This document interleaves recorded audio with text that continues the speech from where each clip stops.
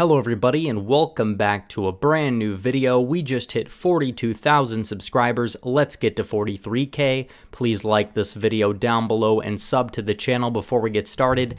And today we are going to be doing my 3 most likely scenarios of outcomes of the 2020 election. I'm going to be using the Electoral College map on yapms.com to do this.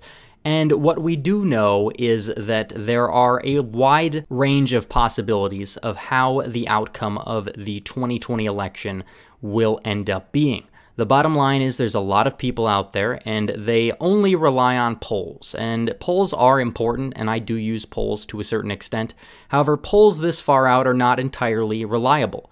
They can change very quickly. They often contradict themselves. They often forget to weigh by certain things like education. Exactly, if you look at the polling in Ohio that had Trump up by just 1, and we do know that less educated people are less likely to actually answer the polls, but they are the largest demographic for Trump in Ohio. So kind of shady stuff goes on at pollsters. We do know that polls are not everything, but they're not nothing. And I do use polls and I like to look at polls. However, there's much more to polls than meet the end result.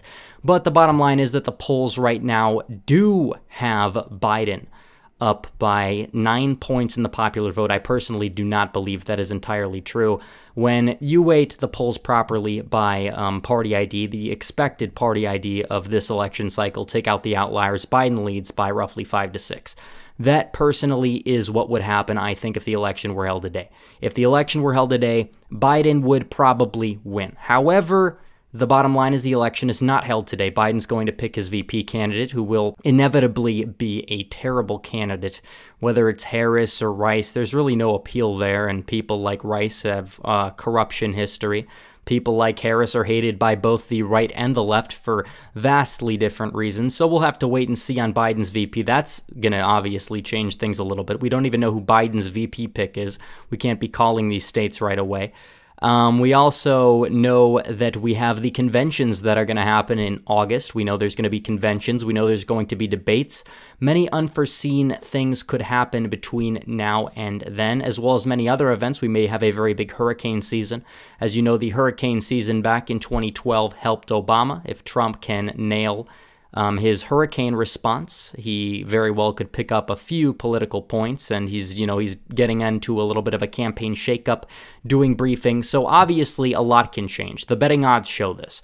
The polling odds would show you that Biden basically has a 99% chance to win the presidency. The betting odds have that at around 60 to 65.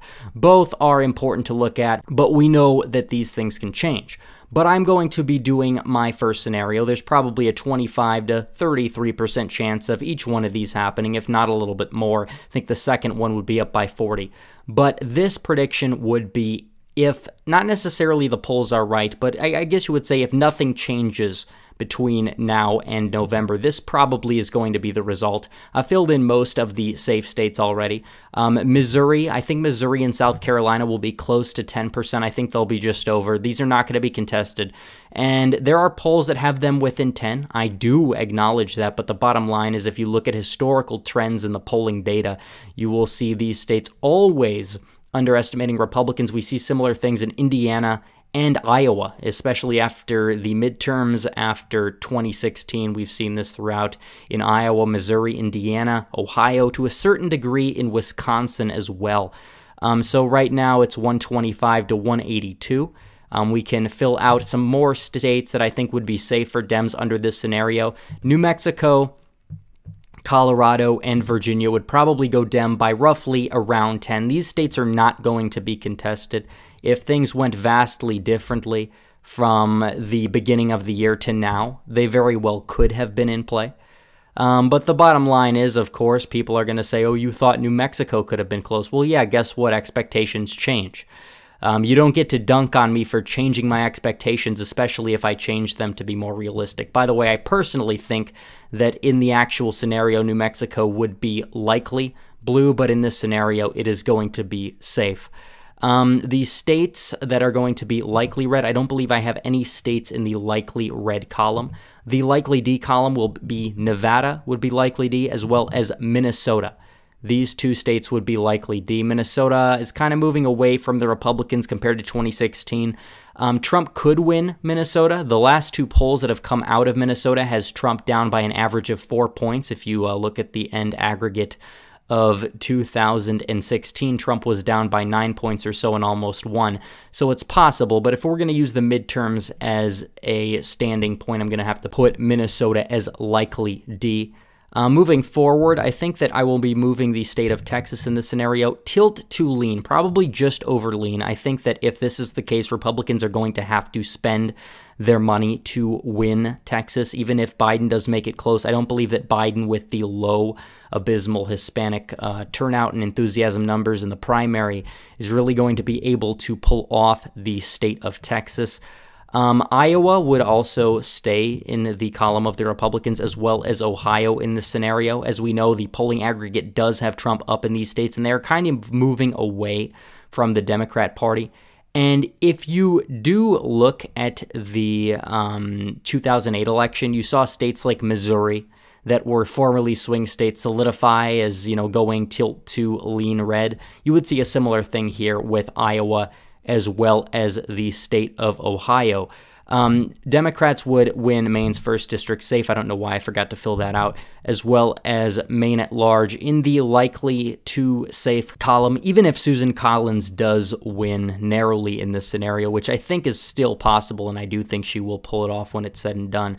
Maine's 2nd district is probably going to lean into the Trump column. There was a poll that came out today, but the education sample wasn't really that good. However, the poll was one of the more accurate ones in 2016. However, that was a likely voter poll.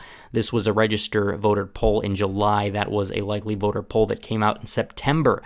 That was relatively accurate in Maine's 2nd district. Still underestimated Trump by a little bit. I still think Trump is going to hold Maine 2nd. Even in this scenario, I think a lot of the hidden Trump vote will still come out for him there the same way it came out for him in Ohio and Iowa in the midterm election cycle. So moving forward, we'll fill out the rest of these states. I think that New Hampshire would go into the likely D column in the scenario, lean to likely D. Pennsylvania, Michigan, and Wisconsin, we'll fill these out. Trump's not going to win in this scenario, by the way. Pennsylvania, Michigan, and Wisconsin will probably all remain into the lean Democrat column.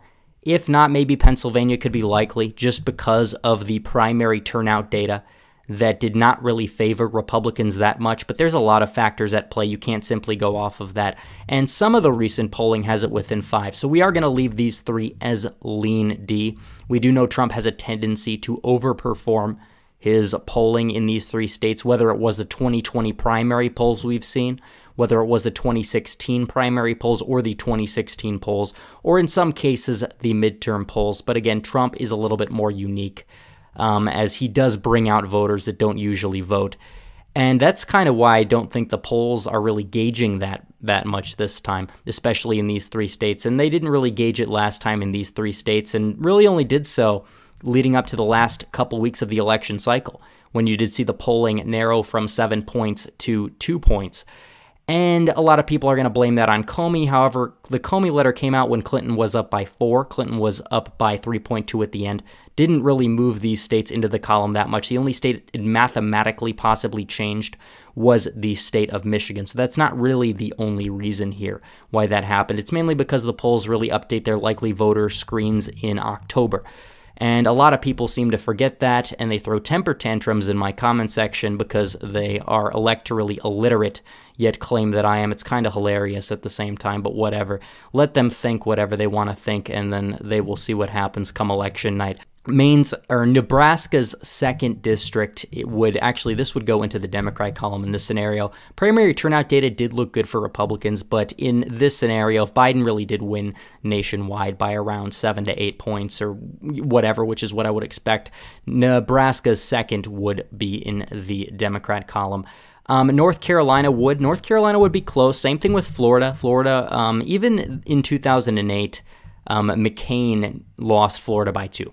I do not believe that even in a Trump worst-case scenario that the polls will remain to have Biden up by 6 to 7 points in Florida. Currently now, it's sort of a low point. You have to admit that there is a spike in the virus cases, but that's kind of dissipating. I do expect that to go away a little bit in the next few months, even if they do have another wave on top of this. They probably will be a little bit more prepared for it, kind of how New York was. Florida was behind, and the governor's paying a price for it in his approval rating, and so is Trump to an extent, but that doesn't mean that it won't or can't rebound. The last two states, the Sunbelt states of Georgia and Arizona, a lot of polling data in Georgia looking fairly good for Trump, in fact, better than Texas. Georgia, I will put as tilt Republican in this scenario. Arizona, I will have to actually put this in the Dem column, in the lean Dem column.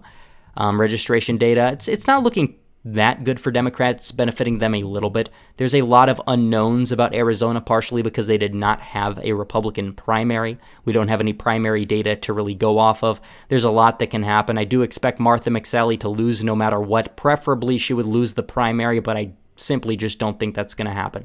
So scenario 1, Trump would lose 204 to 334. But scenario 2 would include Trump picking things up a little bit, which is possible, and I do expect it. Trump definitely has a couple of tricks up his sleeve. You would be naive to think that everything would stay the way it is.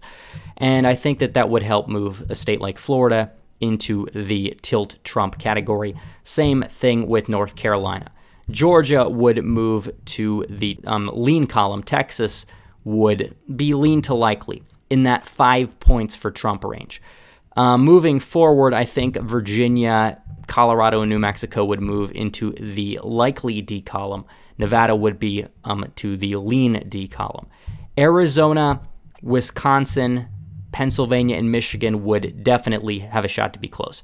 As for Minnesota, I would still put that into the lean D column. Maine at large would stay as likely D, however, Maine's 2nd district would move to likely. Same thing with Ohio and the state of Iowa, as well as Nebraska's 2nd district moving into the tilt column.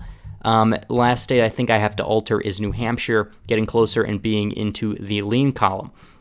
So what is so significant about this is the fact that Donald Trump has 4 battleground states he really has to focus on in this scenario, assuming he would hold Florida and North Carolina, 2 states that historically favor Republican incumbents. We've seen Florida do that. Historical precedence is important as well. Primary turnout data looking very good for Republicans in Florida, and while Democrats are beefing up the vote-by-mail registrations, Republicans still have a decent edge in many parts of the state in terms of overall registrations. So Florida and North Carolina in this scenario, I probably would still have these states going to Trump. I think they probably will go to Trump. You will see the polls tighten a little bit. We know that Hillary Clinton was up in Florida by nearly 5 points with 2 weeks to go in the election cycle. And what happened? She ended up losing the state of Florida by roughly 150,000 votes or so. There's 57 toss-up votes here. Personally, Pennsylvania would probably stay into the Dem column here. Wisconsin, I'm confident that the Wow County turnout we saw of an increase in 2018 would come out to vote for Trump, and Trump would still hold a decent portion of the southwestern part of the state. He would probably lose a little bit. However, there's a lot of people in the Wow counties, not so many people in the rural counties. But I think that Trump will hold some of his base, gain some of the voters that didn't vote for him but voted for Walker. And you will probably see low turnout in Milwaukee again, judging from what we've seen in the primary, judging from what we've seen across the nation when it comes to Black and Hispanic turnout levels. They're doing very abysmal. Democrats will probably do better in terms of turnout with the resist white, soy-inducing crowd in the suburbs, and also urban areas as well, the whites that live in the urban areas.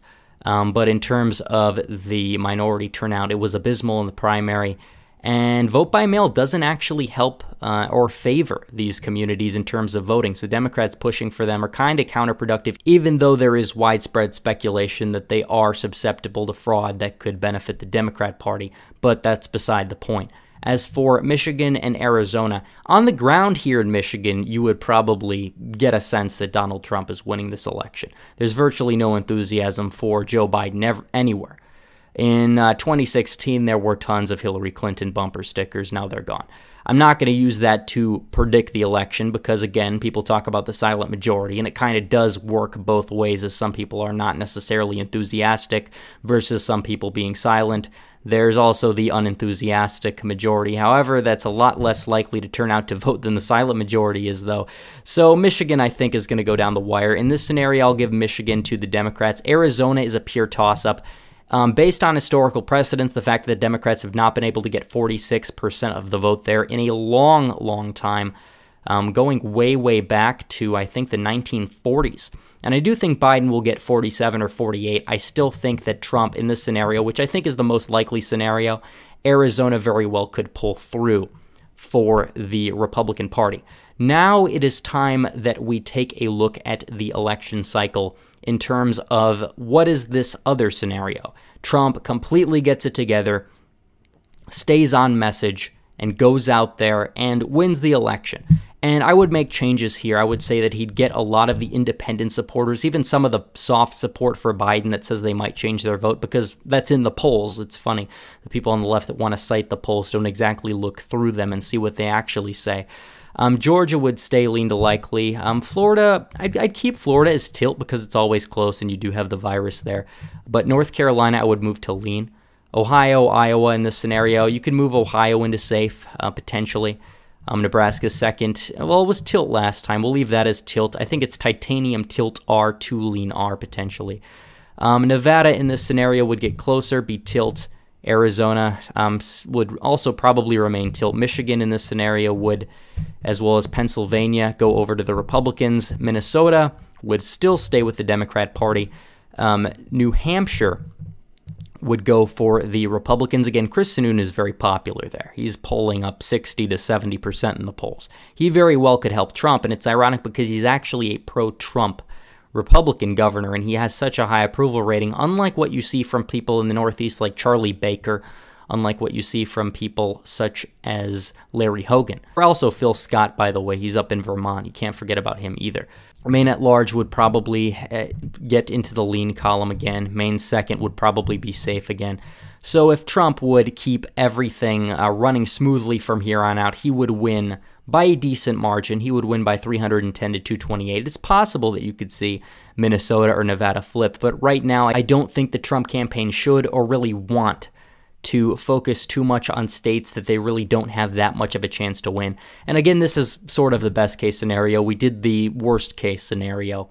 We did the middle ground scenario, which I think is possible. I think Trump might be able to add more states off of that. Maybe he does add Michigan to the middle ground scenario, or maybe he does. That's why this election is going to be won through 4 or 5 states: Florida, Arizona, Wisconsin, Michigan, and Pennsylvania. You could throw North Carolina into there, but I don't think Texas is going to remain that contested as we get closer to the election. I don't think that a few of these other states will be either, that the Democrats are talking about. But that's beside the point. So anyways, guys, thanks for watching this video. Please like this video down below, comment down below, and sub to the channel. Hit the bell for notifications so you never miss another video. Follow me on social media, donate to the Patreon, or subscribe. Star links in description. As always, guys, thanks for watching. Red Eagle, out.